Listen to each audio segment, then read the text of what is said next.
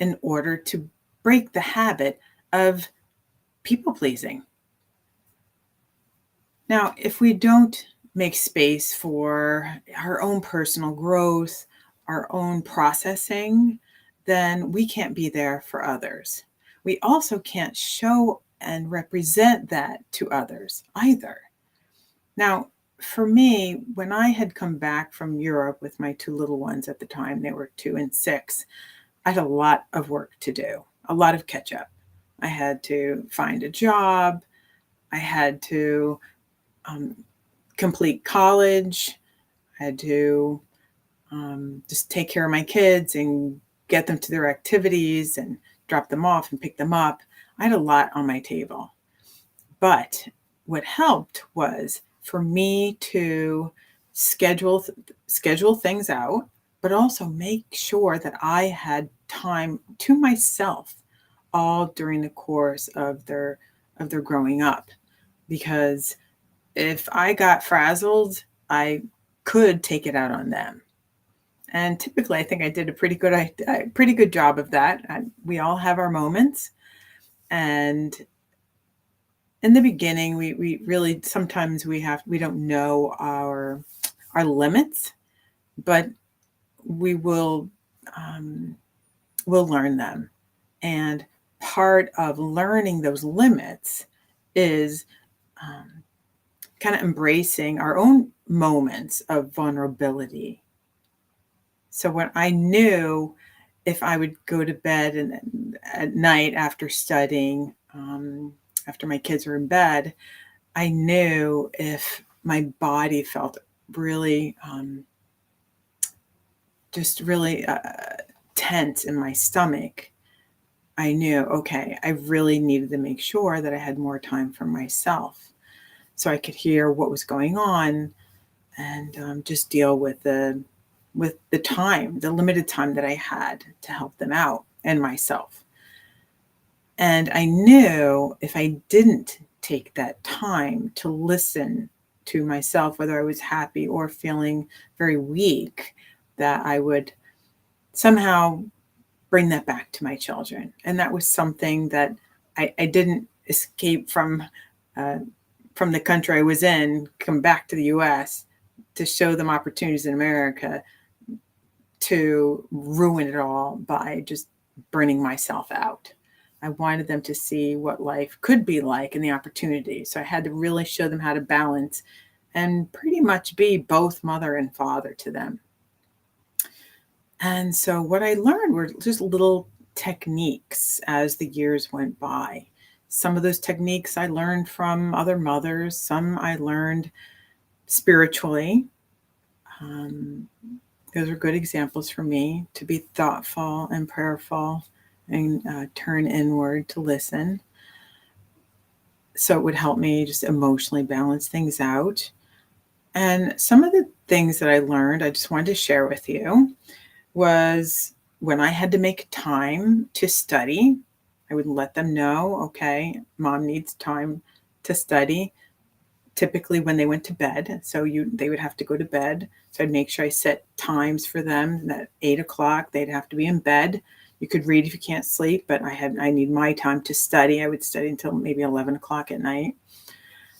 And one of the techniques that I've used more later on in life, but I wish I knew this when I was younger, when my girls were younger, but was just putting something as simple as putting a little notice on my door, like you do at the hotels, and just take something, decorate it, and you can make one for the kids. The kids can make their own.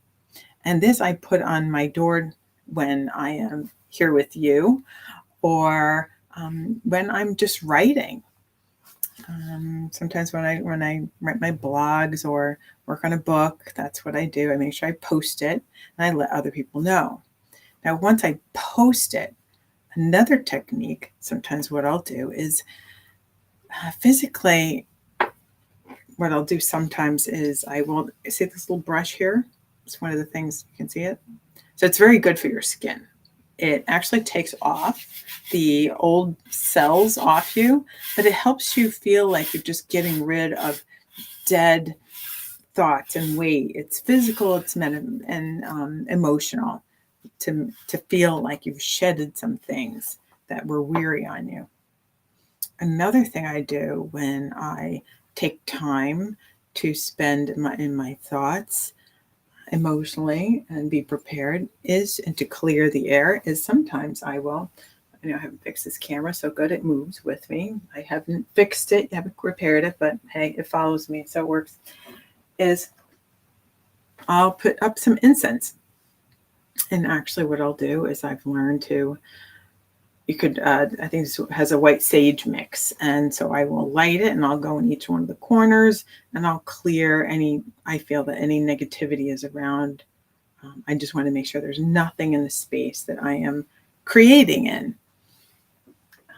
Sometimes I'll light a candle. I make sure I have pictures over here of my family, of my daughters and my loved ones. Then I can just be focused on what I'm doing, clear out everything, and then I can be with myself in a more vulnerable way. So then I can write and share and pull things up from my heart and just all around me, and just make sure that my space is clear and full of love and thought and creativity. And I allow things, I'm in a safe space, create a safe space. So then I can put any guard down and let things in. Now, there's different places where you can be to allow creativity and vulnerability to enter your space. Sometimes it's driving in the car. Sometimes it's just showering. Everyone has different ways that great ideas and creativity come to them. But it's important that you create these spaces.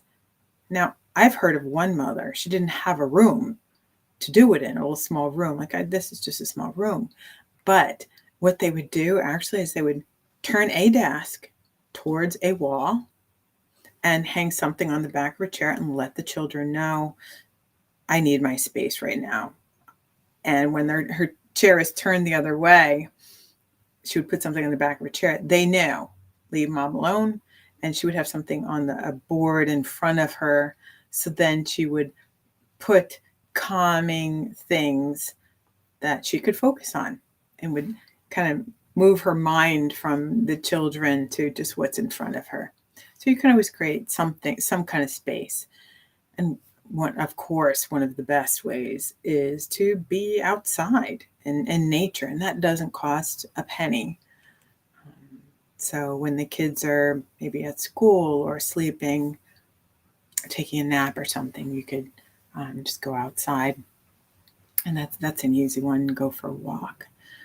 But by putting down those boundaries and creating those space for you to honor yourself, you're also being an example to them on how to stay focused. We always talk about kids with social media and being glued to the screen, but if we don't show them examples of self-control and the value of your time with yourself and with, I say creativity, God, then they're not going to learn. I'm a big person on be what you want to see and be who you want to tell your children to see. Because if you say something and you're doing something, your lifestyle is totally different.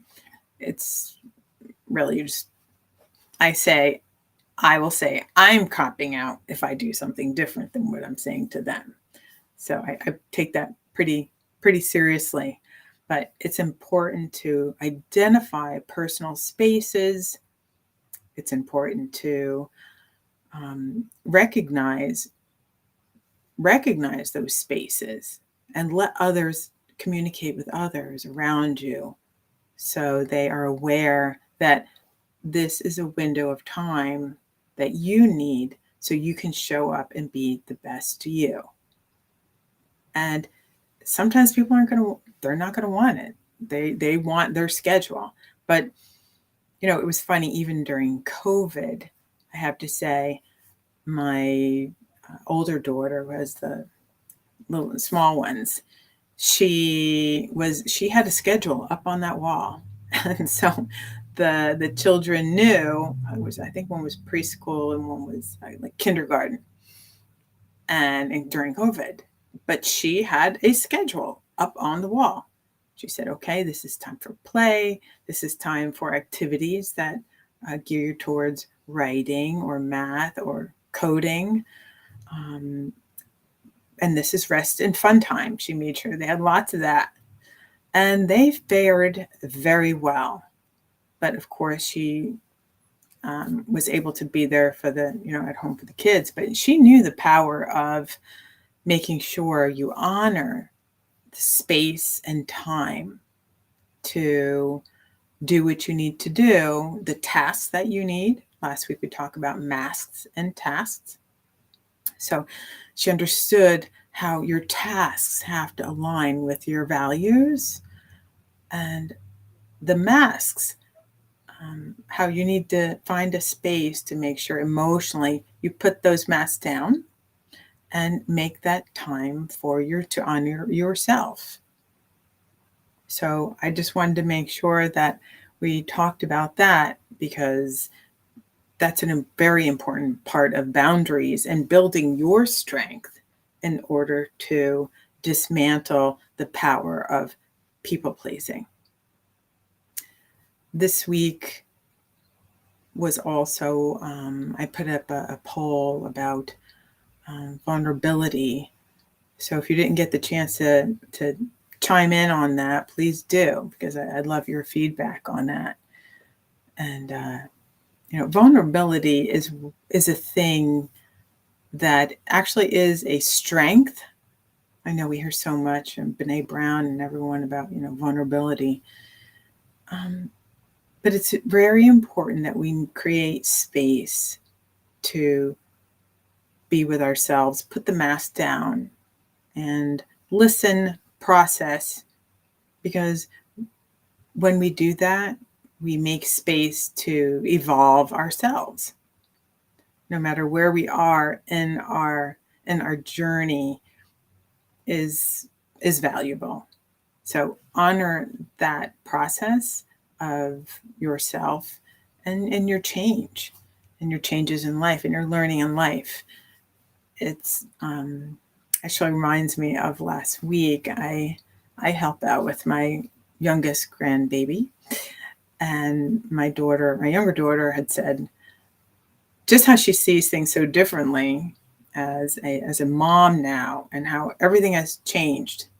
We just came through Mother's Day, and we're going to come up on Father's Day. And I think that anyone who has been a mother, father, a mentor, a volunteer will always say, you get more than you give when you help others. And vulnerability and making space to do those things, and plant those seeds in others is sacred.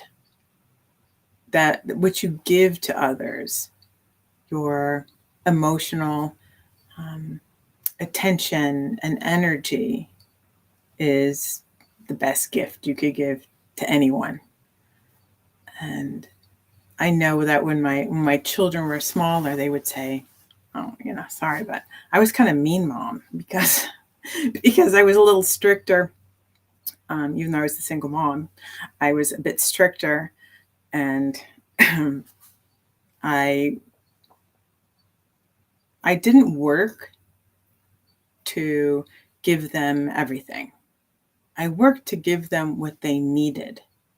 So I made sure that they had, I would say, okay, you want shampoo, you want certain things, outfits or whatever that you wanted as they got older. Okay. I would say I would give you the basics, but if you want the fancy shampoo or cream or go to the movies, put gas in your car. You need to work for it. So they started working little jobs and things by the time they were 14, 15. And I was mean mom for that.